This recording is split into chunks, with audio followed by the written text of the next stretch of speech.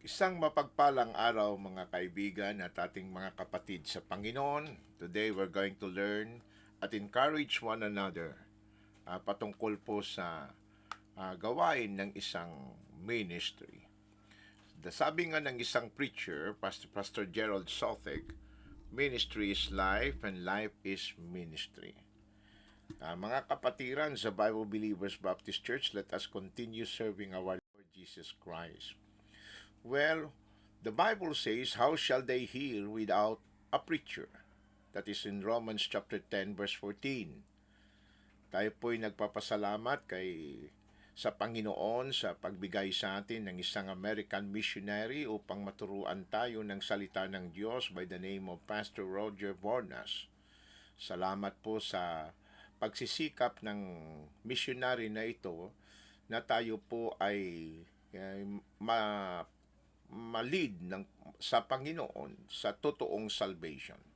Sabi nga ng verse 13, for whosoever shall call upon the name of the Lord shall be saved.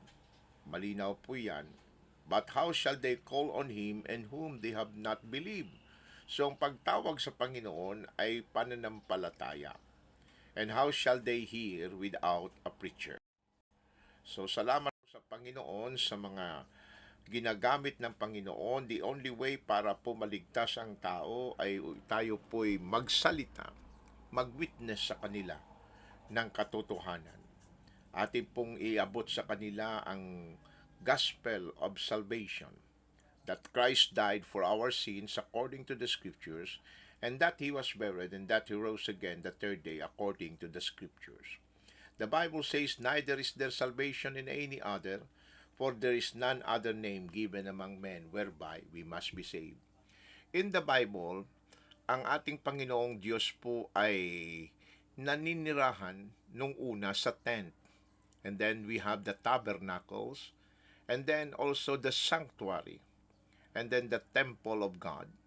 Doon po ang ating Panginoong Diyos. And then later on, siya po'y talagang nagdwell sa incarnation of the Lord Jesus Christ. Jesus Christ the Lord becomes the bodily presence of our God the Father. And then right now, ang Panginoong Diyos po ay mayroong bagong temple at ito po'y tinawag niyang church. Tayo pong mga Kanahawan Bible Believers Baptist Church, we started with no buildings. However, mga kapatid, we love God, mahal natin ang Diyos, at yan po'y napaka-importante. We have dedication, and then of course, faithfulness. Yung sinner po, kailangan niya yung faith. Okay?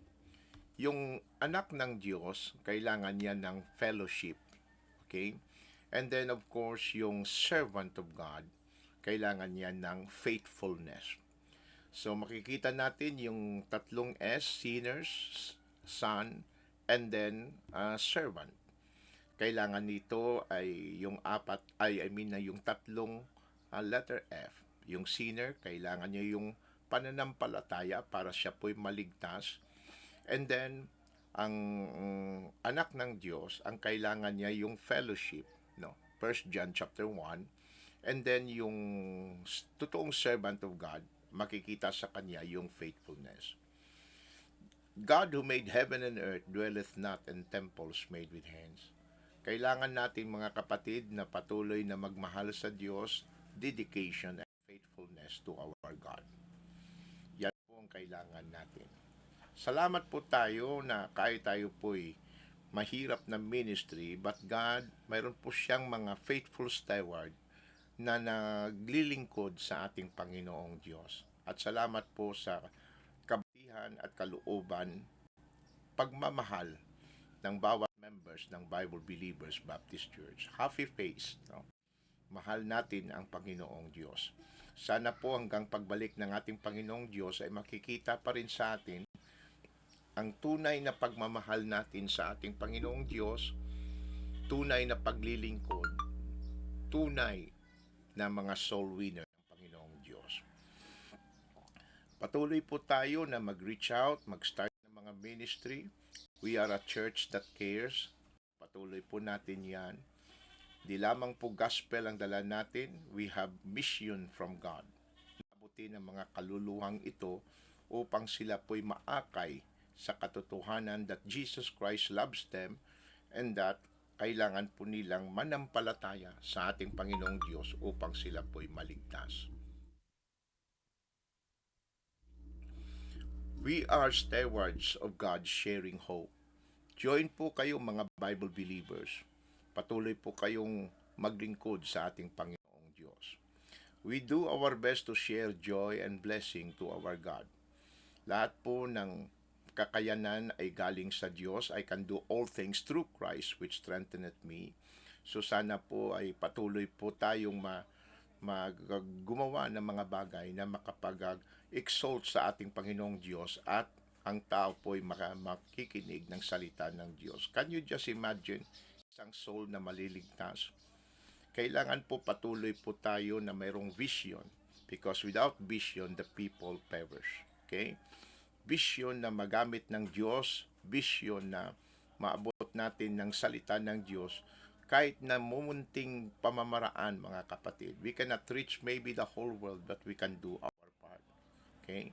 People need the Lord. Let us help others to see Christ. Let us help others to see Christ. Okay? Bigyan po natin sila ng saya, hindi lamang sa material blessing, kundi sa pamamagitan po ng ang katotohanan na tayo po'y totoong mga lingkod ng Diyos. Please notice the joy. Tingnan niyo po mga kapatid sa Panginoon. All our labor is not in vain in the Lord. Yan po hindi mababayaran ng pera. A joy money cannot buy. Tingnan po ninyo mga kapatid. Tuloy po tayo. Tayo po'y mga totoong mga believers. Lalapit ang mga tao sa Panginoon kung makikita po nila na talagang ikinabubuhay po natin ang totoong Christian life. They are going to respond. They are going to come to Christ. But we give more than material needs, okay? We give more than that. Okay? People needs the Lord. Can you just imagine? Now we need to be a church na kung saan na we listen to you, we pray for you, and we will be there with you. Yan po ang napakagandang church. Sana po magkaroon tayo ng patuloy na saya sa paglingkod ng Panginoon.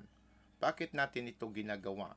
Not for fame, not for gain, na tayo po'y maging sikat at makilala. We are doing this for the glory of God.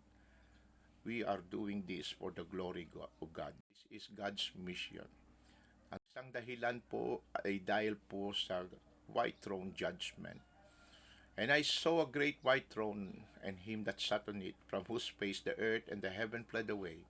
And there was found no place for them. And I saw the dead, small and great, stand before God. And the books were opened, and another book was opened, which is the book of life. And the dead were judged out of those things which were written in the books, according to their works. And the sea gave up the dead, which were in it, and death and hell delivered up the dead, which were in them. And they were judged every man according to their works. And death and hell were cast into the lake of fire. This is the second death. And whosoever was not found written in the book of life was cast into the lake of fire. Hayaan na lang ba natin yung mga hopeless na mapunta ng impyerno? Mga kapatid, talagang they need the Lord. Di lang po Pilipino, kailangan po ng Panginoon ang mga soul winner na maglilingkod, masaya sa paglilingkod sa Panginoon at patuloy po na aabot sa mga kaluluwa. Mag-soul winning.